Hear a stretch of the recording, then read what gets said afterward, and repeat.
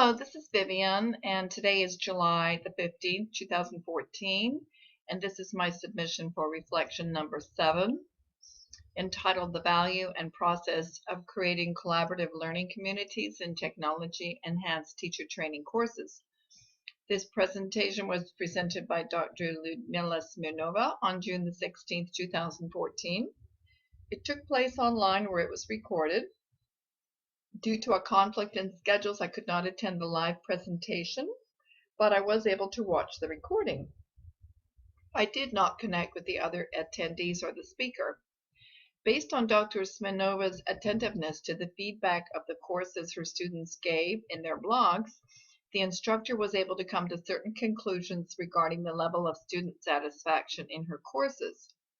Among other issues, they complained that their partners in their cooperative group were not reliable, since some did the work and others didn't, but still got credit for it.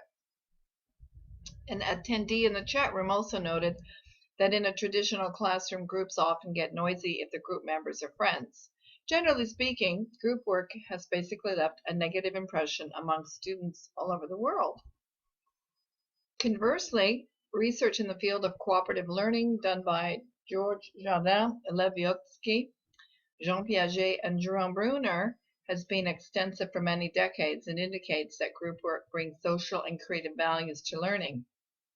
Today's new technology helps this along, but many teachers and institutions have not prepared themselves for the new teaching and learning circumstances they find themselves in. Collaborative learning can still be observed in the indigenous communities of the Americas, for example. Indigenous learning styles show that both adults and children share and contribute in their activities and ideas, so that both are considered as equals. Mayan mothers, for example, do not assume the role of authority figures, but rather collaborate through play and shared responsibilities. So I thought that was interesting to note. Historically, already collaboration has been around for a long time. In today's world, a growing number of students come from diverse technological and academic backgrounds, so collaborative learning is very relevant in today's learning environment as well. Students, too, are taking online courses and using social media to connect. As I was watching the presentation, I recalled my first experiences working in groups both in high school and college, and this is going back to the 70s and 80s. The instructions given by the instructor in terms of how to function in a group were somewhat sparse. Not until I got to graduate school, where we created our own groups and assigned different tasks to each group member, did the collaboration actually get off the ground. Dr. Smirnova also points out the importance of each student within their group taking on an assigned activity. In Dr. Smirnova's online classes, students create their own study groups and collaborate when preparing for assignments. My question here would be how to get the students to take on the incentive to do this. For those who have had positive group learning experiences in the past, I would think this would not be a problem. But for those who have still yet to experience a fulfilling collaborative group learning experience, would they become reluctant participants? How, too, does one get the shy student to openly participate if their culture has advocated that they keep quiet while the teacher lectures? To further support the position that group work is a positive, productive activity, there are as many as 67 benefits recognized by the researcher Panitz in 1997, and 4 characteristics of collaborative learning by Tinsman in 1999, and these 4 are the following. First one is shared knowledge. My question is, do all the students feel comfortable sharing? Are some students uncomfortable allowing others to know how they use the information and what they learned? Again, that sort of hoarding, tradition that we've had from the past. Is there a fear of plagiarism where some students are riding on the back of others? The second characteristic is shared authority, where teachers and students share setting goals. My question is, how much control should the student have vis-a-vis the teacher? Depending on the age of the students, the level of control will fluctuate. I recall again in my graduate class, the data collecting we were to take in our assignments had to be taken consistently, and the group members took it upon themselves to remind those who weren't as vigilant to be consistent. That was a bit delicate. Informing your peers who are also teachers that maybe they could be doing more. Our professor would check in from time to time to make sure we were keeping on target. Of course, these were pre-internet days. Just wanted to remind you of that.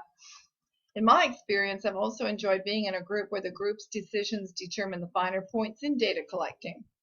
So again, in this particular research that we were doing, and this was for a graduate degree I was working on, we felt the instructor had not established specific enough data collecting instructions. Whether the instructor did this intentionally or not, I do not recall anymore. As a group, we had more of a vested interest when we could decide on the steps towards the objective ourselves, so we just went ahead and did it.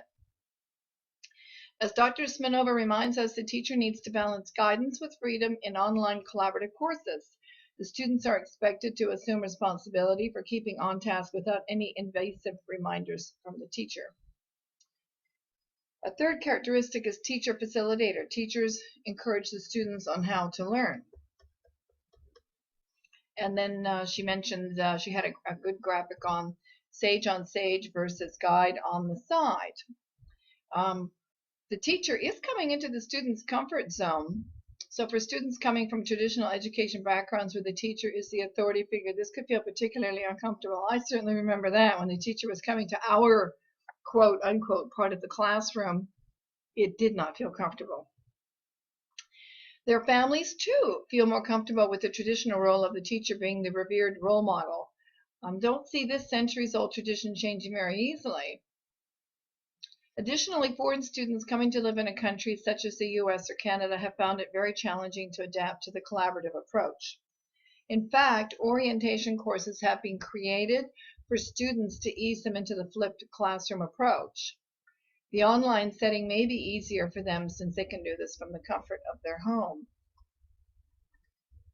And then the fourth characteristic was the heterogeneous grouping. Safe and secure collaboration can take place on a platform such as Moodle. Other places for collaboration also include chat, blogs, forums, podcasts, flashcards, quizzes, and Dr. Smirnova said she uses these for self-learning so that the students can take the quiz as many times as they need to learn what it is they need to learn well. Conferences, wikis, and projects. The presenter also uses something called 3 pluses and a wish for feedback after students post the results on a forum. It is important that the students define the rules of their classroom, but some may feel very uncomfortable doing this since they expect the instructor to do this for them. Again, they're being preconditioned to think like this. Students coming from a traditional classroom approach may elect to avoid online classes, where the group approach is the instructional platform. If the students realize, however, some of the benefits from working in a group, and one of the first ones is a sense of security, then according to the feedback Dr. Smirnova received in the blogs, they would be more willing to give the collaborative group approach a try. So again, if some of these 67 benefits are outlined for them ahead of time, this might help them to alleviate any initial hesitancy. They might just go ahead and give it a shot when they see that there are so many benefits and they would feel less isolated. I think it would be an interesting project for a topic of discussion to research how collaborative groups are run in Indigenous communities. In situations such as these, many live in unfriendly environments, and it is up to the groups to keep the community alive. At its basic level, survival by way of the decisions the group makes can really drive home the benefits of group learning. Again, thank you for taking the time out to watch this presentation. I'm going to go ahead and put this on my blog, so I'll just put this on a brief pause. And here we are in the dashboard of my blog. And here is the content. I've already set up the title, and I will be back to tidy up some of the punctuation and the paragraphs and insert a picture or two. So I'll go ahead and publish this now.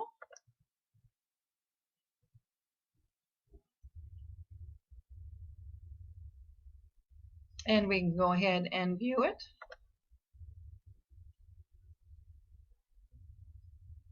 And here it is. And I should have written reflection number 7. So again, I'll go back and put that into the title. So thank you again for watching. I'm going to go ahead and put this now up on the YouTube and then copy and paste my link over to our task section.